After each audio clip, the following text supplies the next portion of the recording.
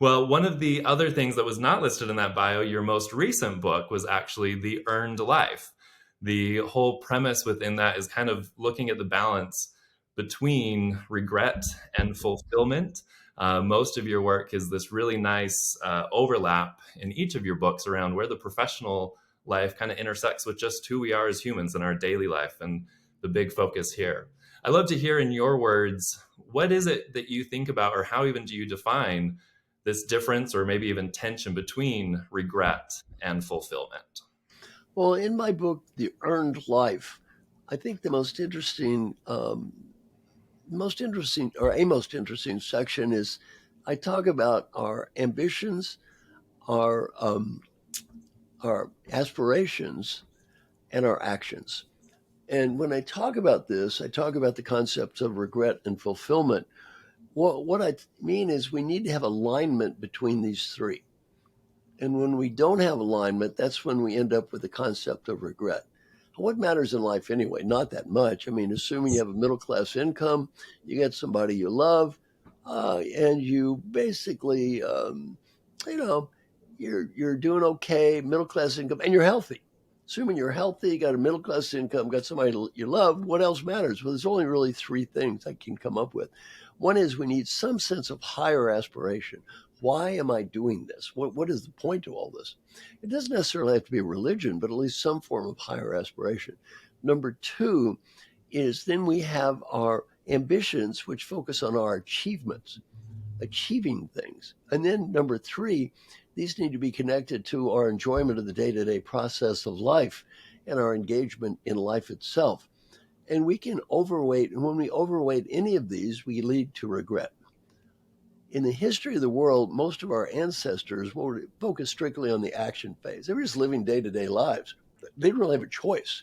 I mean, you showed up, you did what you were told, you got through life, you got out of the cave, you hunted something down, and that was about it, right? Well, even today, most people focus on the action phase. Some people are kind of lost in their heads. They're more thinkers.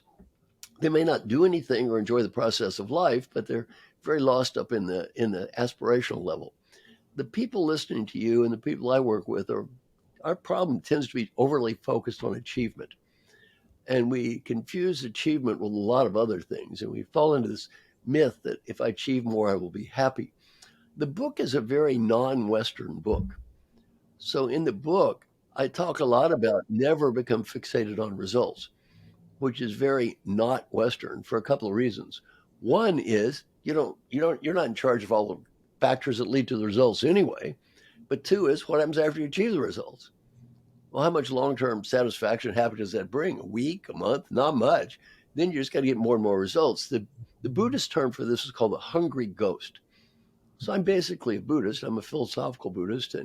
And the book is basically a Buddhist philosophy book. The hungry ghost is always eating, but never full. Always eating, but never full. So if you look at the concept of achievement addiction, um, one of my great clients who endorsed the book is Albert Burla. Albert was CEO of Pfizer. I called Albert a few months ago. Albert, how's it going? Said, oh, good, good, very good. Came up with that vaccine. Oh, I did that myself. Very, very good. And then he said, it's a stock price all time high. Yay. And employee engagement through the roof and pride in the company. CEO of the year. Hey. So I said, what's your problem? He said, I have a huge problem next year. If Albert Burla is going to have to do better than last year, he can cash it in. It's never going to happen again. He is the Lionel. What's that guy's name? He's the Leo Messi, the Leo Messi of CEOs. Leo Messi, he's peaked out. He had a big week, but it's not going to get better. It's all over, buddy. If he's got to do better than this, he's never going to see it. It's not going to happen. All done. Bye bye. Well, you can't fixate on this stuff. Michael Phelps won 25 gold medals. What do you think of doing after winning 25? Killing himself. Yeah. Why? You can't place your value on that stuff. And one of the guys in the group was Safi Bakal. He's a member of our 100 coach group. And Safi, a very deep guy, he said, working on all of this stuff with you, I've realized one thing. I used to think happiness was a dependent variable based on achievement. And if I only achieved more, I would be happy. He said, I now realize happiness and achievement are independent variables. Now, a guy in our group, Curtis Martin, the football star, taught him this. See, Curtin has achieved a lot, and he's always happy.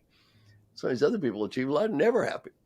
Happiness and achievement are independent variables. I said, Safi, I'm glad you realize this. You already have a PhD from Stanford. You started 4 companies. You're worth tens of millions of dollars. You have written a New York Times best-selling book, and you've consulted the presidents. If that's not enough achievement to make you happy, you think a little more is going to make a difference?